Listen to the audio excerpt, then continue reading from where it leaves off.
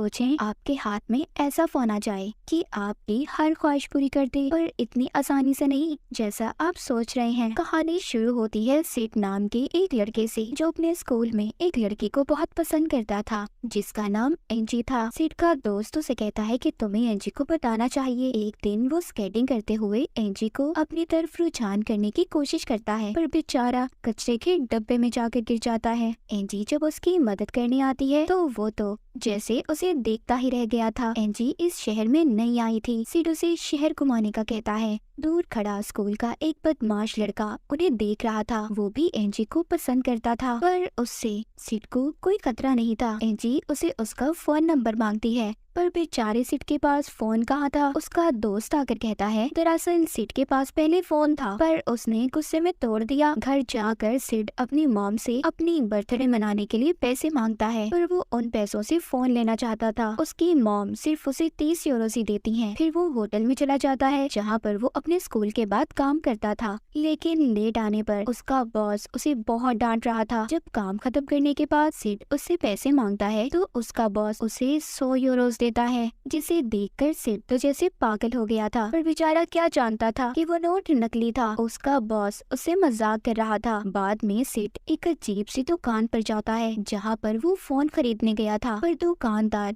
उसे बेकार से फोन दिखा रहा था क्योंकि सिड के पास सिर्फ 30 यूरोस थे। फिर वो एक अजीब सा बॉक्स लाता है जिसमें फोन था। जब वो उस बॉक्स को खोलता है उसमें से धुआं निकल रहा था जिसमें चमकता एक लाल रंग का फोन था। वो फोन दिखने में थोड़ा अजीब था, उसके 2 सींग भी थे। सिड वो फोन देखते ही फौरन से उस दुकानदार को पैसे देता है, मगर बाद में पता चलता है कि वो फोन तो चल ही नहीं रहा था। सिड जब उस दुकानदार से अपने पैसे मांगता है तो फोन खुद ब खुद चल पड़ा था और सिड की तस्वीर भी बना लेता है। जब दुकानदार ये देखता है कि फोन चलने लगा है तो वो अब ये चाहता था कि सिड उसे फोन वापस दे दे। वो चलते फोन को देखकर सिड से फोन छीनने की कोशिश करता है, पर सिड फोन लेकर भाग गया था। उधर स्कूल में दिखाया जाता है एक लड़की को बालों की एड के लिए चुन लिया गया था जो एंजी की दोस्त थी क्योंकि उसके बाल बहुत अच्छे थे। सिड जब उसके पास जाता है और एंजी को अपना नया फोन दिखाकर उससे उसका फोन नंबर मांग रहा था तो वही लड़की जो एंजी की दोस्त थी उसका बहुत मजाक बनाती है। तभी सिड का फोन उस लड़की की तस्वीर खींच लेता है। उधर लैब में कुछ लड़के सिड के दोस्त का मजाक बना रहे थे। इस बात पर सिड से उनकी लड़ाई हो गई थी। टीचर इस लड़ाई पर सबको सजा देती है। तभी लैब में सिड का फोन खुद से एक लड़की को फोन करता है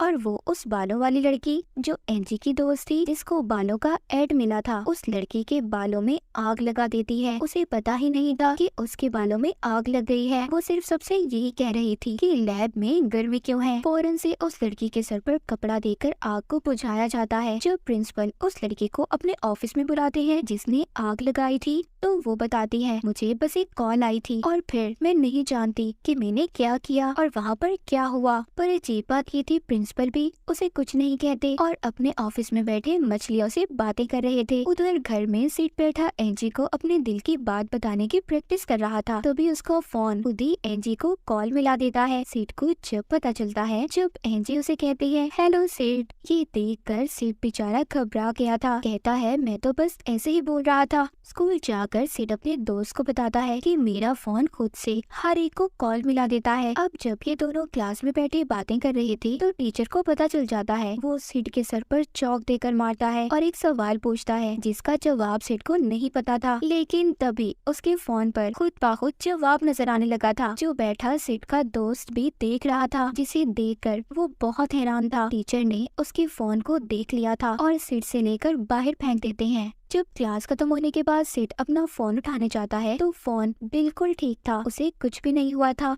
उसका दोस्त और सिड दोनों बहुत हैरान थे कि आखिर फोन को पहले से जवाब कैसे पता था। अगली सुबह सिड जब सोकर उठता है तो फोन उसे बर्थडे विश कर रहा था। जब सिड अपने दोस्त से मिलता है तो उसको बताता है कि यार मैं नहीं जानता, मैंने तो इसमें अपनी पैदा होने की तारीख भी नहीं लिखी, तो कैसे ये मुझे बर्थडे विश कर सकता है। उसका दोस्त कहता है कि मुझे तो तुम्हारे फोन में कुछ गड़बड़ नजर आ रही है, तुम्हें इस फोन को फेंक देना चाहिए। तभी सिड का दोस्त कहता है अगर तुम्हारा फोन हमारी लैब में लड़ाई वाली सजा को माफ करवा दे। तो ये बात फोन सुन लेता है। अचानक से उन्हें फोन आता है जो प्रिंसिपल की असिस्टेंट का था। वो सिड को प्रिंसिपल समझकर उससे बात करती है। इस तरह इन्होंने अपनी सजा को भी माफ करवा लिया था। फिर ये अपने लिए खाना मंगवाते हैं, वो भी आ जाता है। सिड और उसका दोस्त ये सब देखकर बहुत खुश थे। उधर स्कूल में वो टीचर जिसने फोन को फेंका था वो क्लास में बैठा चौक की उल्टियाँ कर रहा था। जब सिड और उसका दोस्त क्लब में बैठे थे तो सिड का दोस्त उससे फोन उधार मांगता है। कहता है कि इस फोन की मदद से मैं अपने मॉम डैड को करीब लाना चाहता हूँ। सिड उसे फोन देना तो नहीं चाहता था पर फिर भी दे देता है। लेकिन जैसे ही उसका दोस्त फोन पकड़ता है वो बंद हो गया था। वो उसे गुस्से में पानी में डालकर चला जाता है। पर जब सिड उस फोन को उठाता है तो वो दोबारा से खुद ही चल गया था। सुबह स्कूल में जब ये एंजी के साथ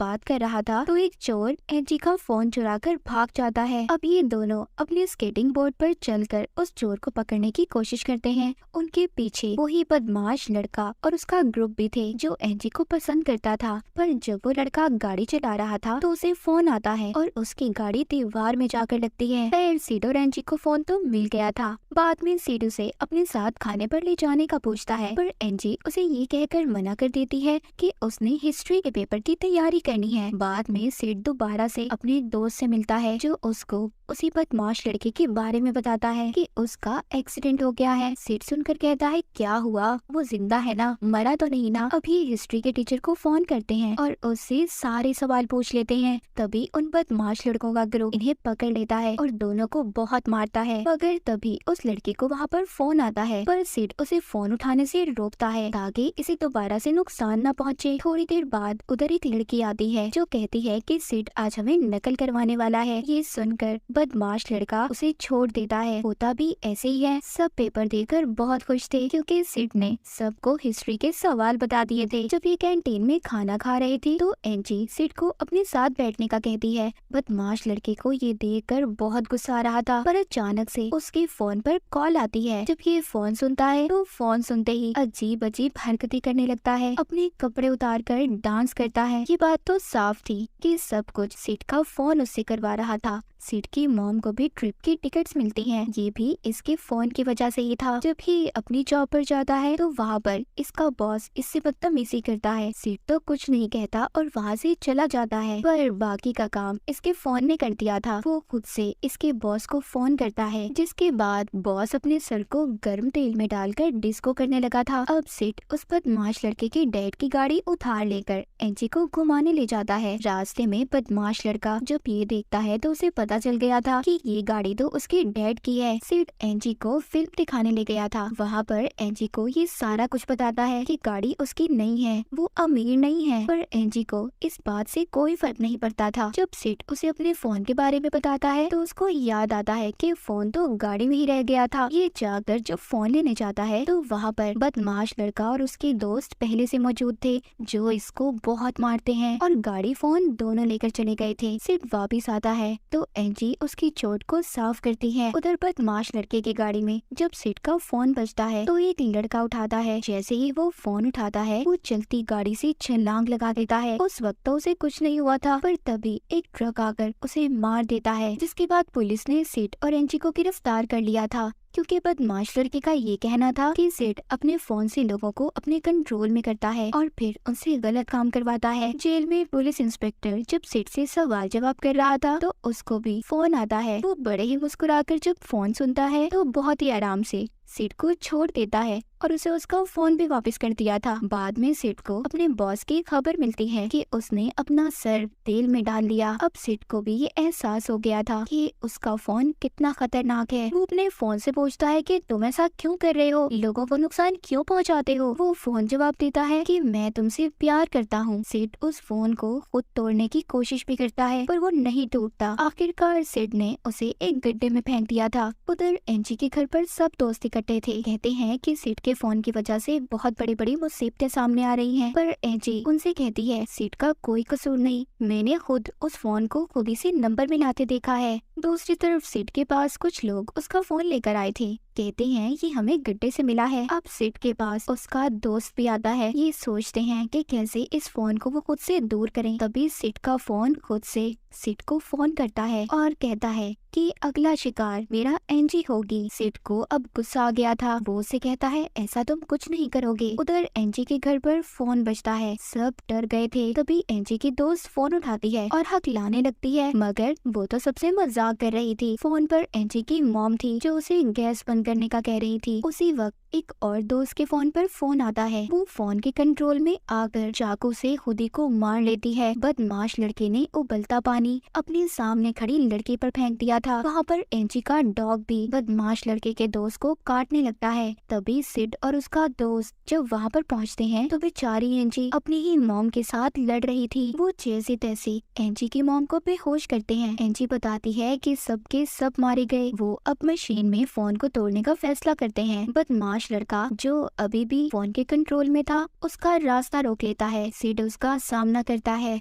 बाकी के लोग मशीन का पासवर्ड सोचते हैं। वो बदमाश लड़का चेन सॉ उठाकर सिड को मारने वाला था, पर इसी उसमें खुद उसी की मौत हो जाती है। ये सब मशीन का पासवर्ड भी सोच लेते हैं। जब ये फोन को मशीन में डालते हैं तो फोन टुकड़े टुकड़े हो गया था, पर थोड़ी देर बाद खुद से अपनी असली हालत में आ जाता है। अब ये तीनों इसे लेकर अपने स्कूल में जाते हैं तो वहाँ जाते ही फोन एक ही साथ सभी बच्चों को फोन कर देता है। एंजी सबसे कहती है कि कोई फोन नहीं उठाएगा, पर वहाँ प्रिंसिपल आकर अपना फोन एक टीचर के कान पर लगा देते हैं, जिससे वो वहीं पर मर जाती है। सब बच्चे डर गए थे, पर अब हजारों लोग सिड और एंजी को मारना चाहते थे। तभी सिड को एक आइडिया आता है। वो फोन को लिक्विड नाइट्रोजन गैस में डाल देता है, पर प्रिंसिपल जो पहले से उस फोन के कंट्रोल में थे वो फोन को निकाल लेते हैं। पर सिड का दोस्त उस फोन को ले लेता है। वहाँ पर एक लड़का सिड के दोस्त के कान पर फोन लगाता है ताकि वो भी फोन के कंट्रोल में आ जाए, पर वो फिर भी फोन को टैंक में डाल देता है। फोन जम गया था। सिड का दोस्त बताता है कि उसने पहले ही अपने कानों में रुई डाल दी थी। सिड अपने दोस्त को गले लगा लेता है और एंजी भी सिड से अपने प्यार का इजहार करती है। जल्दी उन्होंने उस टैंक को समंदर में फेंक दिया था जिसमें फोन था। क्या आप भी अपनी ख्वाहिशें पूरी करने के लिए अभी भी ऐसे फोन को लेना चाहते हैं? कमेंट्स में जरूर बताइएगा। इसी के साथ हेल फोन की ये कहानी यहीं पर खत्म हो जाती है।